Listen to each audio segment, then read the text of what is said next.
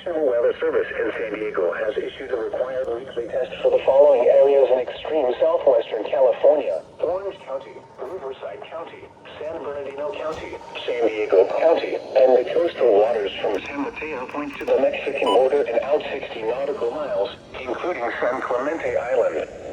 A test signal was broadcast to test the public warning system. The test is normally conducted between 10 a.m. and noon each Wednesday. Alright. You had to come. That's the new fish. Emergency readiness of the Skywire network of radio operators.